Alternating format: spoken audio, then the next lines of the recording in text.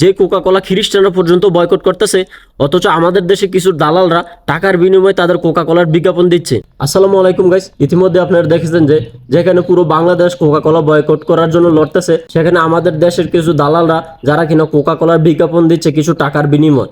আর তাদের এই বিজ্ঞাপনটা না দেখলে বুঝতেই পারতাম না যে মানুষ টাকার জন্য কি না করতে পারে। শুধু তাই নয়, তারা তাদের বিজ্ঞাপনও বলতেছে কোকা কোলার ফ্যাক্টরি নাকি ফিলিস্তিনেও আছে, কোকা কোলার ফ্যাক্টরি নাকি সব জায়গায় আছে। আর আরেক হিসাবে খুব ভালো হয়েছে তাদের বিজ্ঞাপনটা দিয়ে, কারণ ঈদের উৎসবে আমরা ভুলে গেছিলাম যে কোকা কোলার বয়কটের কথা। আর তারা এই বিজ্ঞাপনের মাধ্যমে আমাদের পুনরায় মনে করে দিল কোকা কোলার বয়কটের কথা। আর এই জন্য আমি বলতেছি, আবারও জেগে উঠুন বিশ্ববাসী, বয়কট করুন কোকা কোলা, এবং বয়কট করুন তাদেরকেও যারা কিনে কোকা কোলার বিজ্ঞাপন দিচ্ছে, এই দালালদেরকেও বয়কট করুন। বয়কট করুন কোকা কোলা, বয়কট করুন তাদের পণ্য, এবং বয়কট করুন এইসব দালালদের যারা কিনে কিছু টাকার বিনিময়ে তাদের পণ্য বিজ্ঞাপন দেয়, তাদেরকেও বয়কট করুন। আর ভিডিওটা শেয়ার করে সকলকে দেখার সুযোগ করে দিবেন, যেন তাদের পণ্যকে আমরা বয়কট করতে পারি।